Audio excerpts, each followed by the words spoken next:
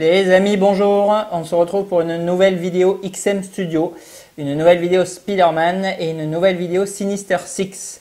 Alors, c'est très certainement le dernier Sinister Six, je pense qu'on verra ensemble, puisque je les ai, ça y est, plus ou moins tous réunis. Il me manque encore Kraven, mais honnêtement, j'ai remanié mon display plusieurs fois, c'est quand même déjà très très serré, parce que ceux qui me connaissent savent que bon, je suis toujours dans des displays, des présentations qui sont quand même vraiment déjà presque les pièces les unes sur les autres. Alors j'essaie que ça soit quand même malgré tout harmonieux et esthétique.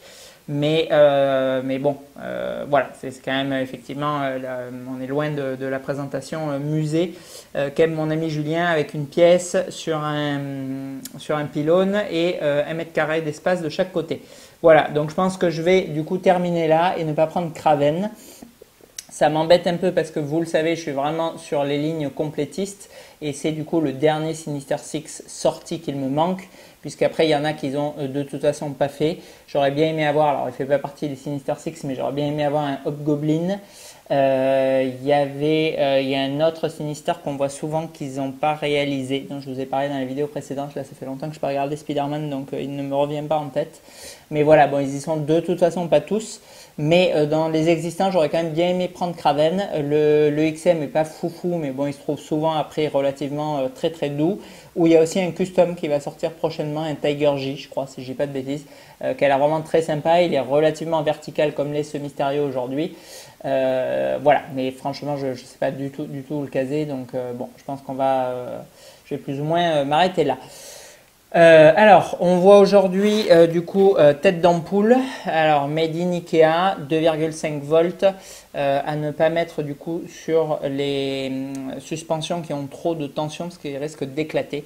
Donc voilà, on voit du coup Mysterio, l'un des Sinister Six les plus sympas, je pense les plus aimés aussi parce que très énigmatique, présent pour ceux qui ne l'auraient pas vu dans le deuxième film Spider-Man et issu aujourd'hui du comics ou de l'animated série pour ceux qui, comme moi, sont plus dessins animés que comics. Alors, c'est une des toutes premières statues d'ailleurs d'XM Studio. Si je dis pas de bêtises, c'est la deuxième ou troisième statue qu'avait acheté à l'époque mon ami Julien lorsqu'on travaillait ensemble. Et c'était du coup la deuxième ou troisième statue XM Studio que je voyais. La toute première c'est Daredevil et je ne sais pas si la deuxième c'était Mysterio ou justement Kraven. J'ai un doute entre les deux, je crois que c'était Kraven et Mysterio en troisième. C'était une statue qu'on avait exposée à un moment à Nîmes et qu'avait du coup, bon, juste pour le fun, quoi, pour voir ce que les gens disent. Et il y avait beaucoup de gens qui le reconnaissaient, beaucoup plus que Daredevil bizarrement. Ou bon, Kraven que personne ne connaît. Voilà, donc c'est une statue, c'est un personnage qui apparemment relativement qui a marqué les esprits, même pour les novices du coup de Spider-Man. C'est vrai que c'est un perso qui est très sympathique, il est assez charismatique, le personnage en lui-même, et la statue comme ça, avec son envol, la cape, le drapé bien tendu, et cet effet du coup de résine translucide, enfin semi-translucide pour imager la fumée, c'est vrai que c'est très très bien fait. Alors, cette pièce, qu'est-ce qu'elle raconte? Elle est du coup, si je dis pas de bêtises, de 2018, donc vraiment une des toutes premières XM Studio. J'aurais du mal à vous dire son tarif, je crois que grosso modo, il avait payé entre 7 et 800 euros. C'est le prix que j'ai payé, moi j'ai payé 750 euros livré là. Donc bon, on n'est pas spécialement sur un solde XM Studio comme je vous ai fait sur d'autres personnages. Voilà, c'est pas le coup de fusil, c'est pas non plus cher parce que bon, on est encore une fois au prix d'une grosse premium format. C'est une statue qui est très lourde. Je n'ai pas la boîte là, mais elle doit faire 25 kg. Le socle est vraiment en résine pleine, lourd, et la cape est très très très lourde. Donc ça fait un ensemble qui est quand même plus ou moins qui pèse quoi pour les dimensions de la statue, parce qu'on doit être sur 50-55 cm tout cassé. Donc 25 kg pour 50 cm, ça fait quand même un très joli bébé quoi.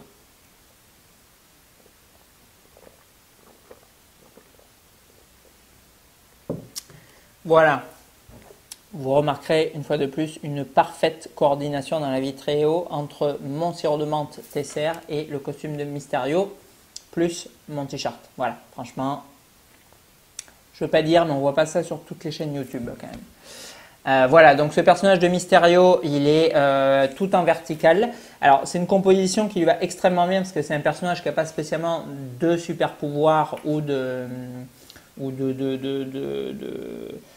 où il n'est pas spécialement baraqué, ou enfin il n'en impose pas spécifiquement.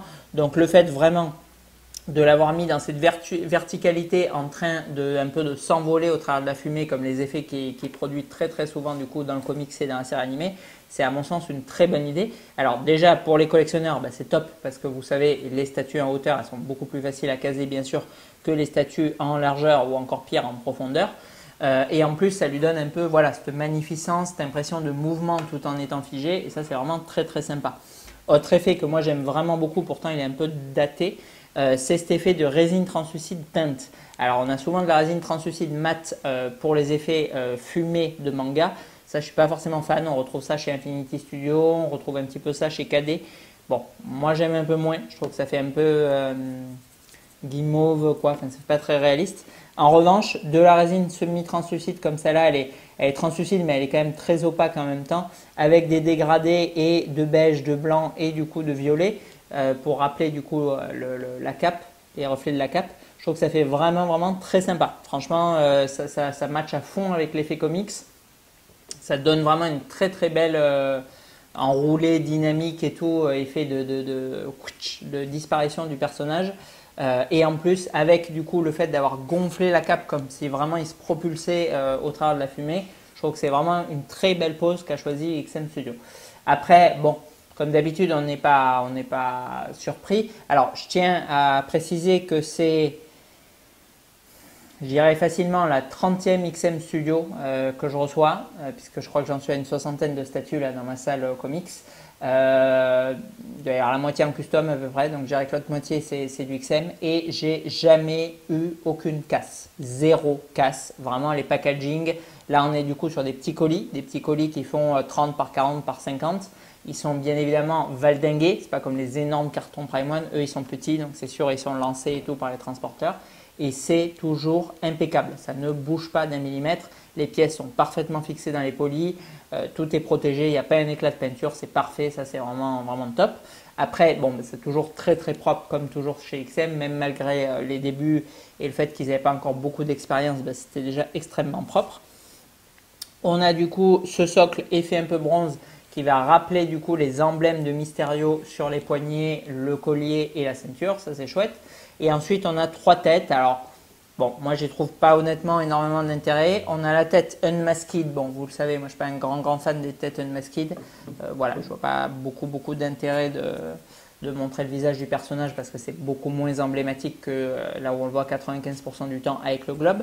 Ensuite on a le globe quasiment entièrement transparent, voilà, un peu opaque, mais voilà, il y a écrin à l'intérieur. Et ensuite, on a la tête vraiment, elle, pour le coup, utile, c'est-à-dire la tête, en fait, un mix de ces deux têtes-là, du coup, le globe semi-opaque avec la fumée, et on voit en transparence vaguement la tête de Mysterio. Bon, ben voilà, c'est clairement la tête qui a le plus d'impact, je trouve, puisqu'on met bien sûr cette tête pour représenter le personnage, c'est une évidence, mais voir au travers le personnage en lui-même caché derrière, tel qu'il l'est du coup dans la série, ben pour moi c'est top. Voilà. Donc bon, écoutez, je trouve qu'il n'y a pas de... Voilà, c'est pas une statue qui est saisissante, c'est... petit bout de poli là qui est collé. C'est une statue voilà, que j'ai vraiment acheté dans l'esprit d'avoir tous les Sinister Six les plus connus en tout cas représentés. Je trouve que, bon, mais bien évidemment, ils ont bien fait. Si, le Sinister Six qui manque, ça me revient, c'est Shocker. Shocker qu'on voit quand même très souvent, que bizarrement, XM Studio ne nous a pas sorti. Je vous l'avais déjà dit d'ailleurs que j'avais hésité à le prendre en Darkseid Collectible, mais qu'il y avait un Spider-Man Black avec et que j'aimais pas trop les compositions avec deux persos dans la même pièce. Donc du coup, bon, j'étais resté sur le... J'étais resté sur le fait de ne pas le prendre. Voilà, je sais pas ce que je raconte n'importe quoi. Voilà, mais c'est une pièce qui prend quand même peu d'espace, qui vient du coup très bien compléter le set. Et bon, 750 €, on est quand même plus ou moins sur un prix cohérent, donc je trouve que c'était cool d'en faire l'acquisition. Allez, je vais vous le zoomer un petit peu, ça va être très rapide parce que c'est une toute petite pièce et on conclut juste après. Allez, on est parti sur le zoom. Alors bon, c'est quand même assez simple. On a cette base en cuivre avec les sigles qu'on retrouve sur le personnage en lui-même. On a cette espèce d'énorme tas de chantilly qui est censé représenter les fumées et qui est franchement très très bien fait. Et on a le personnage naissant et s'élevant au travers de la fumée. Une pose qui est vraiment, vraiment magnifique, qui sied à merveille, je trouve, à Mysterio. Et on a au travers, vous devez pas voir bien, le personnage au travers du globe. Voilà. Donc c'est une statue, bon, qui est quand même relativement simpliste.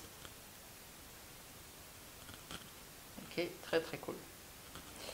Et après on a du coup les deux têtes, Unmasked et Full Ampoule. Allez, on conclut du coup sur ce Mysterio. Bon, franchement, c'est pas THE statue de la mort qui tue. Maintenant, c'est une très belle pièce et encore une fois, bon, c'est une statue qui vient s'adjoindre aux autres personnages, qui vient tout de suite marquer l'univers de Spider-Man. Ça, on l'a vu, du coup, je vous l'ai raconté quand on l'avait exposé au magasin. Et voilà, c'était, de toute façon, bon, j'en ai pris plusieurs à la même personne. Et voilà, il y avait des personnages comme ça pour moi qui n'étaient pas indispensables. Mais voilà, l'occasion a fait le larron, donc je trouvais que c'était cool. Alors, au point de vue cote, on le voit quand même relativement rarement en vente. Alors ça, je suis très très surpris parce que c'est une pièce qui est tirée à 800 exemplaires. Moi, je trouve ça énorme pour Mysterio. J'aurais vu la moitié, 400, à tout casser 500 pour faire quelque chose de rond, mais 800, je trouve que c'est vraiment beaucoup. Alors peut-être qu'au début, XM, ils ne savaient pas vraiment trop où ils allaient. Peut-être qu'ils ont voulu jauger le marché. C'était en plus pas très très cher, c'était un peu la hype pour les collectionneurs de comics, c'était nouveau. Donc bon, ils sont apparemment pas trop mal vendus. C'est une statue quand on la voit en Europe ou aux États-Unis qui maintient plus ou moins sa cote, puisqu'on la voit se vendre généralement entre 800 et 1000 euros ou dollars, c'est à peu près les mêmes prix. Donc plus cher ou plus ou moins son prix d'origine, donc ça c'est pas mal. Après c'est une statue qu'on peut trouver à prix complètement cassé en Malaisie ou à Singapour. C'est une statue que j'ai déjà vue à 400 ou 450 dollars. Donc là, un prix microscopique puisqu'elle vient de là-bas. Mais auquel il faut adjoindre quand même un shipping pour une pièce de 25 kg, grosso modo de 300 dollars. Donc en fait, si vous, avec le taux de change et en plus si vous prenez des garanties que vous payez pas entre amis puisque c'est loin et que vous ne connaissez pas, vous serez plus ou moins dans les mêmes tarifs, voire un chouïa plus. Donc il n'y a pas au final de gros intérêt. Si ce n'est, voilà, je ne sais pas si vous allez faire un voyage à Singapour, vous la trouvez dans une boutique, parce que là-bas, elle est très courante. Bon, là, vous pouvez l'acheter, vous l'envoyez par la poste, vous payez 80 balles. Bon, là, vous n'avez pas de frais, rien du tout, vous la toucherez à 500 euros. Mais bon, je veux dire, voilà, hormis cette exception, c'est une statue qui a quand même plus ou moins bien gardé sa cote, malgré que ce soit un personnage qui est emblématique, mais qui n'est pas non plus, on n'est pas sur Venom ou Carnage. Et qui est tiré quand même à 800 exemplaires, donc qui est quand même dans beaucoup de collectes et qui revient fatalement souvent sur le marché de l'occasion. Donc bon, écoutez, une pièce voilà, qui a l'air quand même de séduire toujours. Allez, on a plus ou moins fini nos Sinister Six. On en aura d'ailleurs bientôt fini avec et les pièces Marvel et XM Studio. XM Studio, je pense qu'on verra encore une ou deux pièces maxi. Puisque j'ai quasiment fini ma salle. Elle est vraiment complète là, donc après je vais du coup arrêter parce que bon, je ne vais pas en accrocher au plafond non plus. Et c'est bon, bien évidemment de toute façon sans fin. Alors après il y a bien sûr ce que font beaucoup de collectionneurs, revendre pour échanger et compagnie. Bon, moi je mets quand même pas mal de temps à tout mettre en place, à chercher les pièces et compagnie, donc voilà, donc c'est plus ou moins définitif. Donc voilà, donc bon, on aura fait une très grosse salle de comics, mais je pense qu'elle est plus ou moins sur la fin. À bientôt.